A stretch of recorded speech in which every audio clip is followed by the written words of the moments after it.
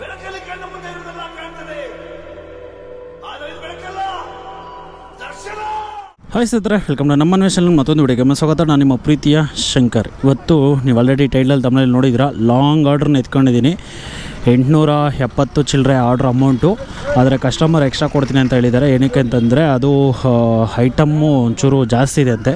20 kg limit ಇರೋದು ಪೋಟ್ರಲ್ಲಿ. ಆದರೆ ಅವರು 30 ಕಿಲೋಮೀಟ್ರ್ ಏನೋ 30 kg ಮೇಲೆ ಇದೆ ಅಂದರು. ಸೊ ನಾನು ಒಂದು 150 ರೂಪೀಸ್ ಎಕ್ಸ್ಟ್ರಾ ಕೇಳಿದೆ. ಸೊ ಟೋಟಲ್ 1000 ರೂಪೀಸ್ 1050 ಕೊಡೋ ಥರ ಕೊಡ್ತೀನಿ ಬನ್ನಿ ಅಂತ ಹೇಳಿದ್ದಾರೆ. ಸೊ ಈಗ ನಾನು ಪಿಕಪ್ ಲೊಕೇಶನ್ ಹತ್ರಕ್ಕೆ ಹೋಗ್ತಾ ಇದ್ದೀನಿ. ಸಿಕ್ಕಾಪಟ್ಟೆ ಜಾಮ್ ಇದೆ. ಆ್ಯಕ್ಚುಲಿ ಇದು ಪಿಕಪ್ ಇದ್ದಿದ್ದು 2 ಕಿಲೋಮೀಟ್ರು ಎಸ್ ಪಿ ರೋಡ್ ಹತ್ರ ಇದ್ದಾಗ ಬಂದಂಥ ಆರ್ಡ್ರ್ ಇದು.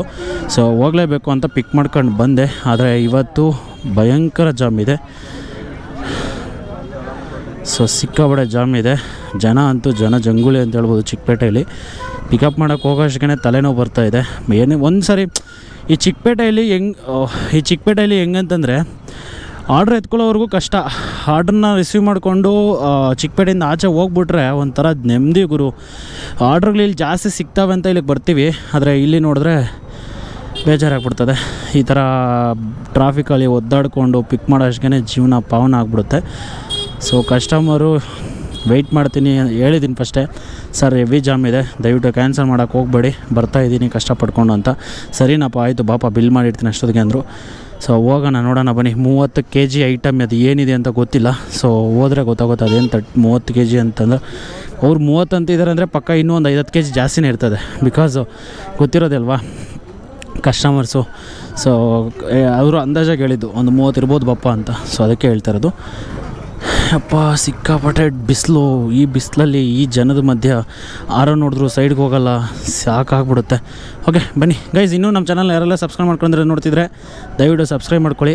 ಸೊ ಇನ್ನೂ ಚಿಕ್ಕಪೇಟೆನ ಯಾರೆಲ್ಲ ಅಂದರೆ ನೋಡಿಲ್ಲ, ಬೆಂಗಳೂರು ಬಿಟ್ಟು ಆಚೆಯಿಂದ ಯಾರಾದರೂ ನೋಡ್ತಾಯಿದ್ರೆ ನೋಡಿ, ಚಿಕ್ಕಪೇಟೆಯಲ್ಲಿ ಹಿಂಗಿರ್ತದೆ. ಇಷ್ಟು ಜನಗಳು ಓಡಾಡ್ತಿರ್ತಾರೆ, ಈ ಥರ ಗಾಡಿಗಳು ಓಡಾಡ್ತಿರ್ತವೆ. ಸೊ ಇದರ ಮಧ್ಯೆ ಗಾಡಿನ ಓಡಿಸ್ಕೊಂಡು ಹೋಗೋದು ಅಂದರೆ ಅದೊಂದು ದೊಡ್ಡ ಟಾಸ್ಕು ಸೀರಿಯಸ್ಲಿ.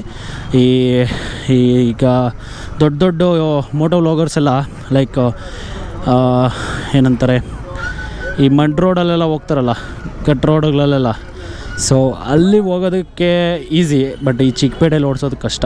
ನೋಡಿ ಎಷ್ಟು ರಿಸ್ಕ್ ಅಂದರೆ, ರಿಸ್ಕ್ ಅನ್ನೋದಕ್ಕಿಂತ ಕೈ ಕಾಲು ನೋವು ಬಂದುಬಿಡ್ತದೆ ನಿಲ್ಲಿಸಿ. ಅದು ನಿಜ ಹೇಳಬೇಕು ಅಂದರೆ ನನ್ನನ್ನೇ ಬರೋಕ್ಕೆ ವಿತೌಟ್ ಗೇರ್ ಗಾಡಿಗಳಾದರೆ ಓಕೆ. ಈ ಗೇರ್ ಗಾಡಿ ತಂದರು ಅಂದರೆ ಪಾಪ ಸತ್ರು ಅಂತಲೇ ಅವ್ರ ಕತೆ ಮುಗೀತಂತಲೇ ಅರ್ಥ. ಸೊ ಬನ್ನಿ ಓಕೆ.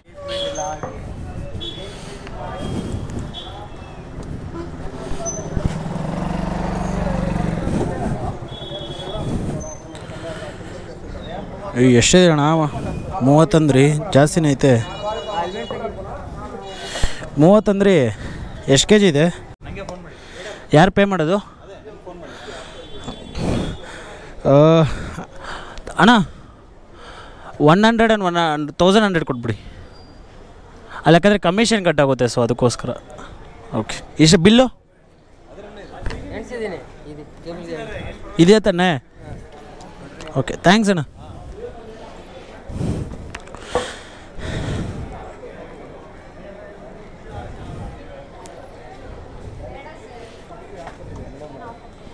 Excuse me.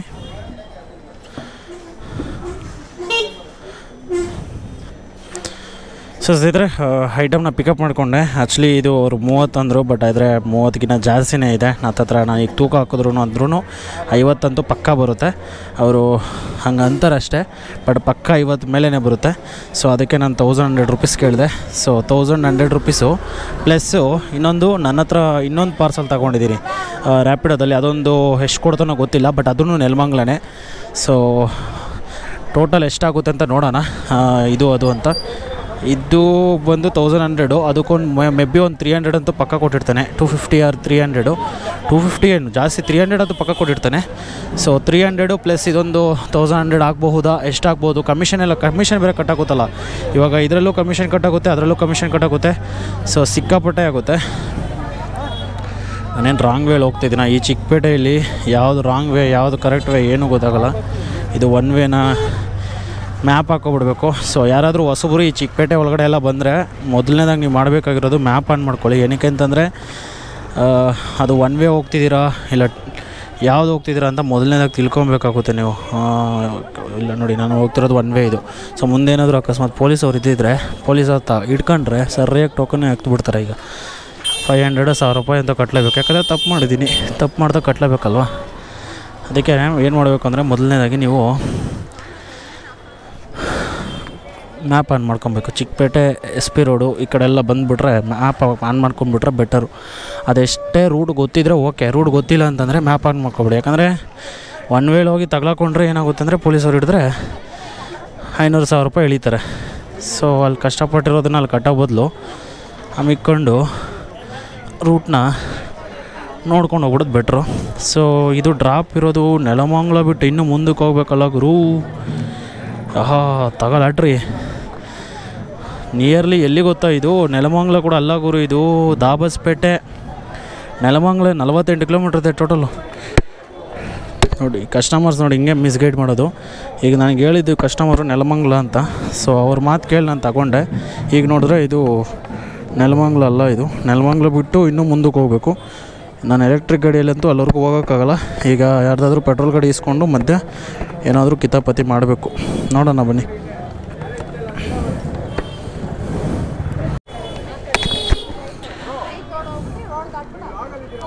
ಹಾಂ ಬ್ರೋ, ನಮ್ಮ ಅನ್ವೇಷಣೆ ಅಂತ ಹಾಯ್ ಬ್ರೋ.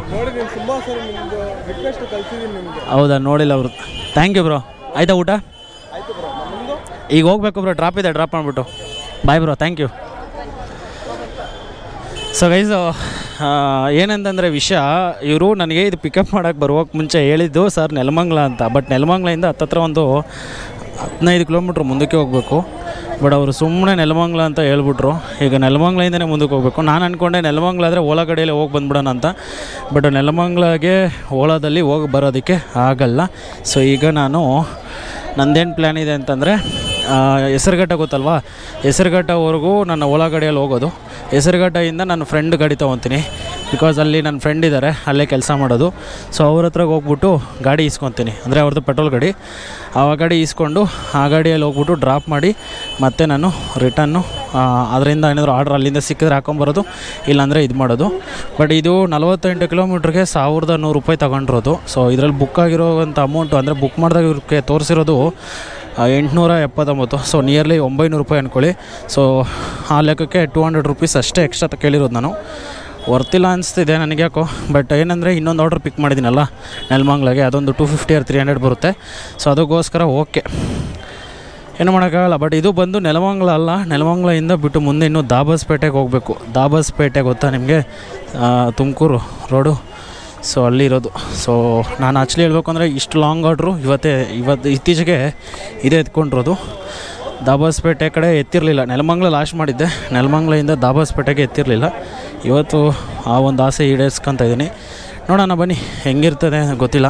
ಅಲ್ಲಿಂದ ರಿಟರ್ನ್ ಸಿಕ್ಕುತ್ತಾ ರಿಟರ್ನ್ ಸಿಗಲ್ವಾ, ಇದರಿಂದ ನನಗೆ ವರ್ಕೌಟ್ ಆಗುತ್ತಾ, ಇಲ್ಲಾಂದರೆ ಲಫ್ಡ ಮಾಡ್ಕೊಂಡ ಏನಾದರೂ ಲಫ್ಡ ಕೆಲಸ ಮಾಡ್ಕೊಂಡ ಏನು ಅಂತ ನೋಡಬೇಕು. ಯಾಕಂತಂದರೆ ಈಗ 1100 ರೂಪಾಯಿ ಅಲ್ಲಿ ಕೊಟ್ಟರು, ಇದೊಂದು ರ್ಯಾಪಿಡೋದೊಂದು 250 ರೂಪಾಯಿನ ಕೊಡ್ತಾನೆ.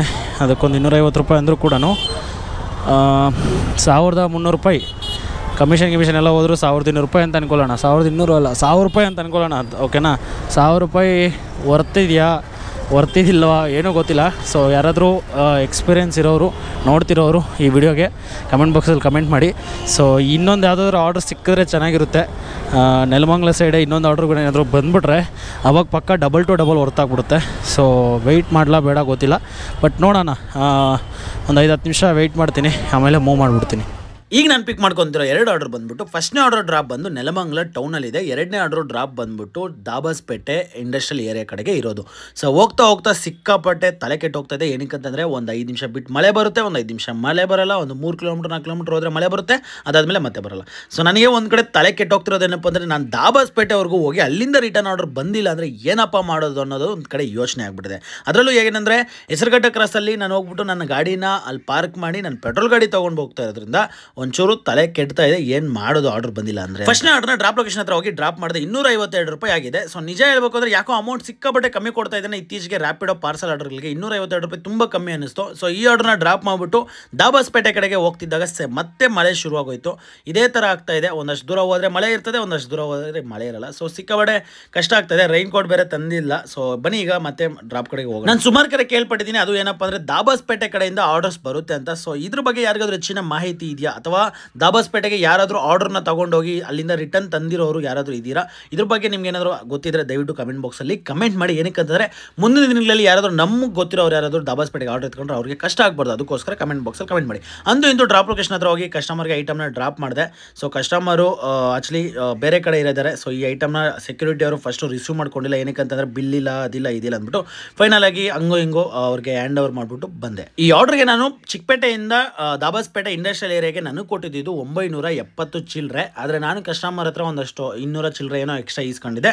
ಬಟ್ ಈ 970 ಚಿಲ್ಲರೆಯಲ್ಲಿ ಕಮಿಷನ್ ಕಟ್ಟಾಗಿ ನನಗೆ ಎಷ್ಟು ಬಂದಿದೆ ಅಂತ ನಿಮ್ಗೆ ಈಗ ತೋರಿಸ್ಕೊಡ್ತೀನಿ. ಈ ಥರ ಲಾಂಗ್ ಆರ್ಡರ್ನ ತಗೊಬಂದರೆ ನಿಜವಾಗ್ಲೂ ವರ್ಕೌಟ್ ಆಗುತ್ತಾ, ವರ್ಕೌಟ್ ಆಗಲ್ಲ ಅಂತಂದರೆ ನನ್ನ ಪ್ರಕಾರ ಪೆಟ್ರೋಲ್ ಗಾಡಿ ಇದ್ದರೆ ಫೈನ್. ಬಟ್ ಆದರೆ ಸಿಕ್ಕಾಪಟ್ಟೆ ಯಾಕೋ ಇತ್ತೀಚೆಗೆ ಈ GST ಅದೆಲ್ಲ ಬಂದಿರೋದ್ರಿಂದ ಒಂಚೂರು ಕಷ್ಟ ಅಂತ ಅನಿಸ್ತದೆ. ಇಲ್ಲಿ ನೋಡಿ 978ಅಲ್ಲಿ ನನಗೆ ಕಮಿಷನ್ ಕಟ್ಟಾಗಿ ನನಗೆ ಕೊಟ್ಟಿರೋದು 707 ರೂಪಾಯಿ, 178 ರೂಪಾಯಿ ಕಮಿಷನ್ ಕಟ್ಟಾಗಿದೆ. ಇದು ವರ್ತಾ ಇಲ್ಲ ಅಂತ ಕಮೆಂಟ್ ಬಾಕ್ಸಲ್ಲಿ ನೀವೇ ಕಮೆಂಟ್ ಮಾಡಿ. ಸಿದ್ರೆ ಸೊ ಈಗ ನಾನಿರೋದು ದಾಬಾಸ್ಪೇಟೆ. ಸೊ ದಾಬಾಸ್ಪೇಟೆಗೆ ನಿಮಗೆಲ್ಲ ಆಗಲೇ ಗೊತ್ತಿದೆ ಎಲ್ಲಿಂದಪ್ಪ ಅಂದರೆ ಚಿಕ್ಕಪೇಟೆಯಿಂದ ದಾಬಾಸ್ಪೇಟೆಗೆ ಒಂದು ಆರ್ಡರ್ನ ತಗೊಬಂದಿದ್ದೆ. ಸೊ ಡ್ರಾಪು ಮಾಡಿದೆ, ಕಸ್ಟಮರ್ ಹತ್ರ ಅಮೌಂಟು ಪೇ ಮಾಡಿಸ್ಕೊಂಡೆ. ಆ್ಯಕ್ಚುಲಿ ಅದು ಬಂದುಬಿಟ್ಟು 870 ಚಿಲ್ಲರೆ ಆಗಿದೆ. ಇದು ಕಸ್ಟಮರ್ ಹತ್ರ ಮಾತಾಡಿಕೊಂಡು 1100 ರೂಪಾಯಿ ಮಾತಾಡ್ಕೊಂಡಿದ್ದೆ. ಸೊ ಕಮಿಷನ್ ಬಂದು ಹತ್ತತ್ರ 170 ರೂಪಾಯಿ GST ಎಲ್ಲ ಕಟ್ಟಾಗಿ ನನಗೆ ಬಂದಿರೋದು ಹತ್ತತ್ರ 900 ಚಿಲ್ಲರೆ ಏನೋ ನನಗೆ ಕೊಟ್ಟಿದ್ದಾನೆ. ಸೊ ಅದ್ರ ಮಧ್ಯೆ ಒಂದು ರ್ಯಾಪಿಡೋ ಒಂದು ಮಧ್ಯಾಹ್ನ ಹಾಕ್ಕೊಬಂದಿದೆ 250 ರೂಪಾಯಿ. ಸೊ ಈಗ ನಾನಿರೋದು ಬಂದು ದಾಬಾಸ್ಪೇಟೆಯಲ್ಲಿ ಸತತ ಲೈಕ್ ಒಂದು 40 ನಿಮಿಷದಿಂದ ನಾನು ಇಲ್ಲೇ ಕಾಯ್ತಾ ಇದ್ದೀನಿ ಯಾವುದಾದ್ರೂ ಆರ್ಡ್ರ್ ಬರುತ್ತೆ ಅಂತ. ಬಟ್ ಯಾವುದೇ ರೀತಿ ಆರ್ಡ್ರ್ ಬರ್ತಾ ಇಲ್ಲ. ಆ್ಯಂಡ್ ಇದು ಇಂಡಸ್ಟ್ರಿಯಲ್ ಏರಿಯಾ ಆಗಿರೋದ್ರಿಂದ ನನಗೆ ಗೊತ್ತಿರೋ ಪ್ರಕಾರ ಸಂಜೆ ಹೊತ್ತು ಇಲ್ಲಿ ಬರ್ತಾವೋ ಬರೋಲ್ಲ ನನಗೆ ಗೊತ್ತಿಲ್ಲ. ಸೊ ನಾನು ಯಾವತ್ತೂ ದಾಬಾಸ್ಪೇಟೆಗೆ ಬಂದು ಡ್ಯೂಟಿ ಆನ್ ಮಾಡಿದವನಲ್ಲ, ಬಟ್ ಇದೇ ಫಸ್ಟ್ ಟೈಮ್ ದಾಬಾಸ್ಪೇಟೆಯಲ್ಲಿ ಇರೋದು. ಬಟ್ ಆದರೆ ಯಾವುದೇ ರೀತಿ ಡ್ಯೂಟಿ ಬರ್ತಾ ಇಲ್ಲ. ಮೇ ಬಿ ಬೆಳಗ್ಗೆ ಹೊತ್ತು ಬಂದರೆ ಬೀಳ್ತದೇನೋ ಅಂತ ಅನ್ನಿಸ್ತದೆ. ಆ್ಯಂಡ್ ಇನ್ನೊಂದು ದಾಬಾಸ್ಪೇಟೆ ಎಂಡಲ್ಲಿದ್ದೀನಿ ನಾನು, ದಾಬಾಸ್ಪೇಟೆ ಎಂಟರ್ ಆಗಿಲ್ಲ ನಾನು. ಮೇ ಬಿ ದಾಬಾಸ್ಪೇಟೆಗೆ ಎಂಟರ್ ಆಗಿದ್ದರೆ ಏನಾದರೂ ಆರ್ಡ್ರ್ ಕೊಟ್ಟಿರೋ ನಾನು. ಬಟ್ ನಂದು ದಾಬಾಸ್ಪೇಟೆ ಎಂಡಲ್ಲೇ ಇಂಡಸ್ಟ್ರಿಯಲ್ಲೇ ಇದ್ದಿದ್ದು. ಸೊ ಈಗ ಅದಕ್ಕೋಸ್ಕರ ನನಗೆ ಅನ್ನಿಸ್ತಾ ಇರೋದೇನಂತಂದರೆ ಇಲ್ಲಿ ವೆಯ್ಟ್ ಮಾಡಿಕೊಂಡು ಇದ್ದರೆ ಅಕಸ್ಮಾತ್ ಈಗ ಆಲ್ರೆಡಿ ನಾನು 40 ನಿಮಿಷ ಇಲ್ಲೇ ಊಟ ಮಾಡಿಕೊಂಡು ರೆಸ್ಟ್ ಮಾಡಿಕೊಂಡು ಒಂಚೂರು ವೆಯ್ಟ್ ಮಾಡ್ಕೊಂಡಿದ್ದೆ. ಈಗ ನಾನು ಇಲ್ಲೇ ವೆಯ್ಟ್ ಮಾಡ್ಕೊಂಡು ಕೂತ್ಕೊಂಡ್ರೆ ನನಗೆ ಗೊತ್ತಿರೋ ಪ್ರಕಾರ ಆರ್ಡ್ರ್ ಮತ್ತೆ ಸಿಗಲಿಲ್ಲ ಅಂದರೆ ಟೈಮ್ ವೇಸ್ಟ್ ಆಗುತ್ತೆ. ಸೊ ನಾನೇನು ಮಾಡ್ತೀನಿ ಅಂದರೆ ಒಂಚೂರು ಮೂವ್ ಆಗ್ತೀನಿ. ಈಗ ಅಕಸ್ಮಾತ್ ಈ ಸುತ್ತಮುತ್ತ ಎಲ್ಲಾದರೂ ಆರ್ಡ್ರ್ ಇದ್ದರೆ ಬರ್ತದೆ, ಆರ್ಡ್ರ್ ಇಲ್ಲ ಅಂತಂದರೆ ಏನು ಮಾಡೋಕ್ಕಾಗಲ್ಲ. ಬಟ್ ನೆಲಮಂಗಲ ಹೋದರೆ ನೆಲಮಂಗಲಗೆ ನನಗೆ ಇನ್ನೊಂದು ಆಪ್ಷನ್ ಸ್ಟಾರ್ಟ್ ಆಗುತ್ತೆ. ಲೈಕ್ ರ್ಯಾಪಿಡೋ ಬೈಕ್ ಅದನ್ನು ಆನ್ ಮಾಡ್ಕೊಬೋದು, ರ್ಯಾಪಿಡೋನು ಆನ್ ಮಾಡ್ಕೊಬೋದು. ಎಲ್ಲಿಂದ ಅಂದರೆ ನೆಲಮಂಗಲ, ಬಿಕಾಸ್ ನೆಲಮಂಗಲ ಲಾಸ್ಟ್ ಇದೆ ನಮಗೆ ಝೋನ್ ಅಂತ ಇರ್ತದಲ್ಲ. ಸೊ ನೆಲಮಂಗಲ ಲಾಸ್ಟ್ ಇದೆ, ನೆಲಮಂಗಲಗಿಂತ ಈ ಕಡೆ ಯಾವುದೂ ಇಲ್ಲ. ಸೊ ಈಗ ನಾನು ನೆಲಮಂಗಲವರೆಗೂ ಹೋದರೆ ನೆಲಮಂಗಲದಿಂದ ರ್ಯಾಪಿಡೋನು ಆನ್ ಮಾಡ್ಕೊಬೋದು. ನೋಡೋಣ, ಇನ್ನು ಪೋರ್ಟರಲ್ಲಿ ಏನಾದರೂ ಇಲ್ಲಿಂದ ಬಿದ್ದರೆ ಲಕ್ಕು, ಬಿಡಲಿಲ್ಲ ಅಂದರೆ ಏನು ಮಾಡೋಕ್ಕಾಗಲ್ಲ. ಈಗ ನಮ್ಮಪ್ಪ ನೆಲಮಂಗಲವರೆಗೂ ಹೋಗೋಣ, ನೆಲಮಂಗಲದಿಂದ ಮುಂದೆ ನೋಡೋಣ ಏನಾಗುತ್ತೆ ಅಂತ.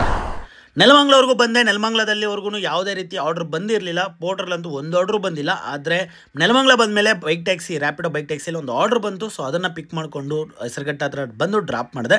ಸೊ ಇದಾಗಿತ್ತು ಇವತ್ತಿನ ಒಂದು ವಿಡಿಯೋ. ಲಾಂಗ್ ಆರ್ಡ್ರನ್ನ ಬೆಂಗಳೂರಿಂದ ತಗೊಂಡು ಲಾಂಗ್ ಹೋದರೆ ಸೊ ಅದು ವರ್ಕೌಟ್ ಆಗುತ್ತಾ ವರ್ಕೌಟ್ ಆಗೋಲ್ಲ ಅಂತಂದರೆ ಒಂದು ರೀತಿಯಲ್ಲಿ ನೋಡೋದಾದರೆ ವರ್ಕೌಟ್ ಆಗುತ್ತೆ, ಒಂದು ರೀತಿಯಲ್ಲಿ ವರ್ಕೌಟ್ ಆಗಲ್ಲ. ಯಾಕಂತಂದರೆ ಅಲ್ಲಿಂದ ನಮಗೇನಾದರೂ ರಿಟರ್ನ್ ಆರ್ಡರ್ ಸಿಕ್ಕಿದಾಗ ಸೊ ನಮಗೆ ಅದು ಈಸಿಲಿ ನಮಗೆ ಅವತ್ತಿನ ದಿನ ವರ್ತ್ಫುಲ್ ಡೇ ಅಂತ ಆಗುತ್ತೆ. ಬಟ್ ಅಲ್ಲಿಂದ ರಿಟರ್ನ್ ಸಿಗಲಿಲ್ಲ ಅಥವಾ ಖಾಲಿ ಬರಬೇಕು ಅಂತಂದರೆ ಸಿಕ್ಕಾಪಟ್ಟೆ ಕಷ್ಟ ಆಗುತ್ತೆ. ಅದರಲ್ಲಿ ಪೆಟ್ರೋಲ್ ಗಾಡಿಯಲ್ಲಂತ ಹೋದಾಗ ಸೊ ಪೆಟ್ರೋಲ್ ಕನ್ಸ್ಯೂಮ್ ಆಗೇ ಆಗುತ್ತೆ. ಅಥವಾ ಎಲೆಕ್ಟ್ರಿಕ್ ಗಾಡಿಯಲ್ಲಂತೂ ಅಷ್ಟು ದೂರ ಹೋಗೋದಕ್ಕಾಗಲ್ಲ. ಸೊ ಪೆಟ್ರೋಲ್ ಗಾಡಿ ಅಂತೂ ಬೇಕೇ ಬೇಕು. ಪೆಟ್ರೋಲ್ ಗಾಡಿಯಲ್ಲಂತ ಹೋದಾಗ ಇದಕ್ಕೆ ನನಗೆ ಪ್ರಕಾರ 200 ರೂಪಾಯಿಂದ 200 ರೂಪಾಯಿ ಇಲ್ಲ 150 ರೂಪಾಯಿ ಪೆಟ್ರೋಲ್ ಅಂತೂ ಖರ್ಚು ಆಗೇ ಆಗಿರುತ್ತೆ.